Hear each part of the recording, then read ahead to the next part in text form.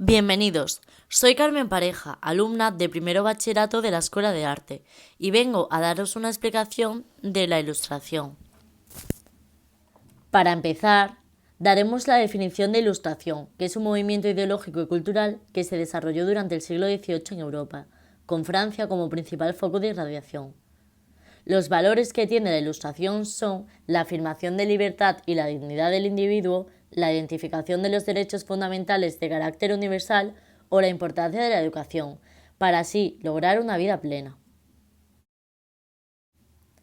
Al pasar de diapositiva vemos las características principales, que son autonomía y espíritu crítico, optimismo, racionalismo y reformismo y despotismo ilustrado. Centrándonos en la autonomía y el espíritu crítico, vemos que el ser humano es el dueño de su destino. El espíritu crítico se convierte así en un rasgo fundamental de este periodo, y los ilustrados cuestionaron los valores del antiguo régimen. En segundo lugar está el optimismo. Los ilustrados confían en el progreso moral y material del ser humano. El instrumento primordial para ellos es la educación.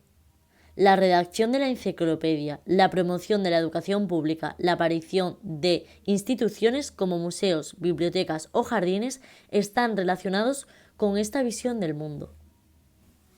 Por otro lado está el racionalismo. Los ilustrados, la razón, la observación y la experimentación son las únicas fuentes fiables de conocimiento. Criticarán la superstición y la intolerancia religiosa y propondrán la secularidad de la sociedad. Y por último, hablamos del reformismo y despotismo ilustrado. Los ilustrados no fueron revolucionarios, sino reformistas. El despotismo ilustrado, sintetizado en la máxima todo para el pueblo, pero sin el pueblo, fue la forma del gobierno característica de la Europa ilustrada. El pueblo delega el poder de un príncipe que gobierna, pero guiado por el bien común. Los monarcas ilustrados promovieron así obras públicas para mejorar las condiciones de vida y fomentar la educación, la ciencia y las artes. Seguidamente hablamos de la Ilustración en España, que aunque fue minoritaria, limitada y sometida a constantes ataques, también existió y fue dirigida por los novatadores, las instituciones ilustradas y la élite ilustrada. Los novatadores, con su defensa de autonomía de la razón y la ciencia, propiciarán el desarrollo del movimiento ilustrado. Las instituciones ilustradas, la Sociedad Económicas de Amigos del País, las academias e instituciones como el Real Jardín Botánico de Madrid son reflejo de afán educativo propio de la Ilustración. Y por último, la élite ilustrada, figura de distintas esferas del saber y la creación, acreditan la pujanza de la Ilustración en España. Como podemos ver en la siguiente diapositiva, vamos a hablar de la literatura del siglo XVIII. Predominaron géneros como el ensayo o las fábulas. Dentro de los géneros estaba el ensayo, el teatro, la poesía y la novela. El ensayo es un texto en prosa de extensión variable, en el que el autor presenta razonadamente su opinión o punto de vista sobre un tema. En España, los principales cultivadores del género fueron Feijoo, Jovellanos y Cadalso.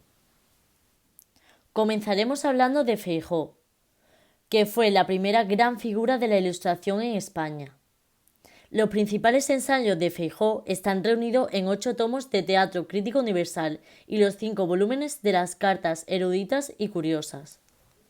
El objetivo de ambas obras es impulgar errores comunes, es decir, combatir supersticiones y prejuicios por medio de pensamiento racional.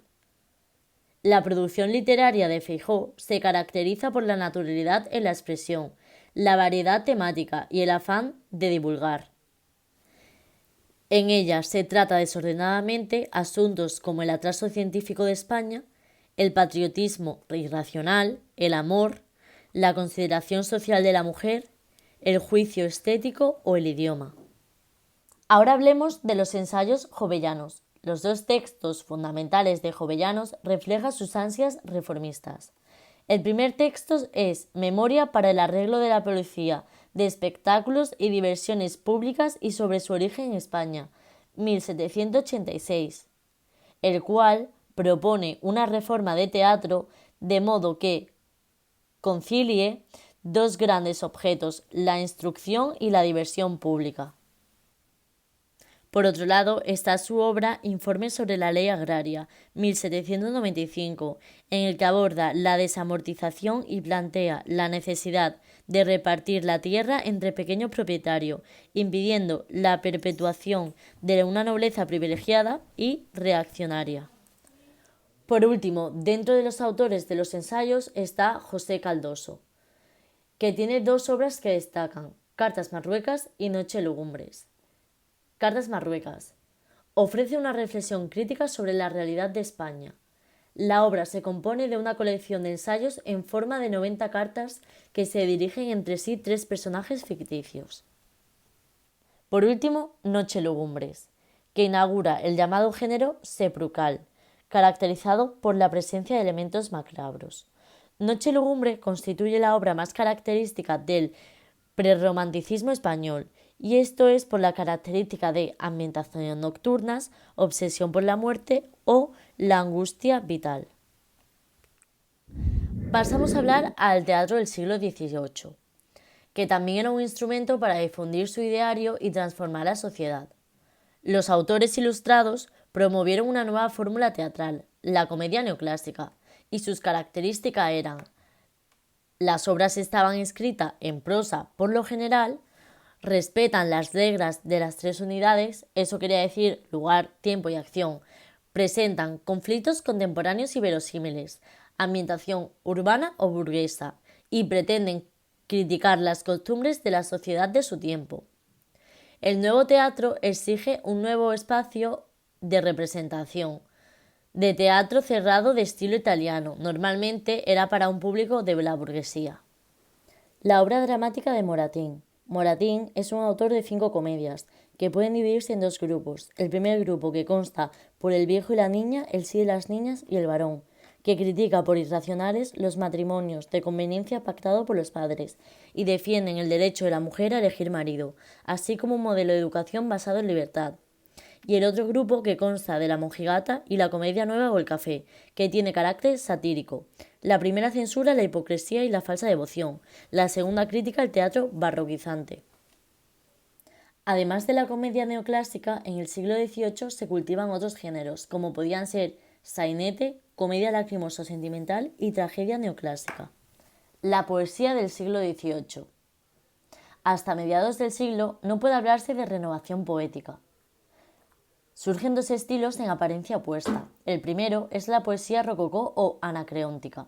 Se trata de una poesía refinada y galante, que tiene como temas centrales el amor, el placer de los sentidos y la belleza de la mujer. El máximo representante en España es Valdés. Y la poesía cívica y filosófica. Este grupo se inscribe en poemas de mayor hondura ideológica y de intención crítica y didáctico-moral. Los autores que más se representan son Jovellanos y Valdés. Dentro de la poesía debemos destacar la fábula. Este subgénero narrativo en verso fue muy apreciado por los autores ilustrados. El relato, protagonizado casi siempre por animales, incluía una moraleja final con una lección de provecho, garantizado así la utilización exigida por las preceptivas neoclásicas. Los principales fabulistas españoles son Tomás de Iriarte y Félix María Samaniego, el primero con sus fábulas literarias, el segundo escribió las fábulas morales. Para finalizar el vídeo vamos a explicar la novela del siglo XVIII. Fue muy poca característica en España y por eso tenemos una escasez de títulos. Destaca con todos dos obras, una de ellas que es Vida, Ascendia, Nacimiento, Crianza y Aventuras del doctor Don Diego de Torres Villarroel, y la otra que es Historia del famoso predicador Fray Gerundio de Campazas, alias Totes, del padre José Francisco de Isla. Hasta aquí ha llegado la explicación de la ilustración. Espero que os haya servido de ayuda.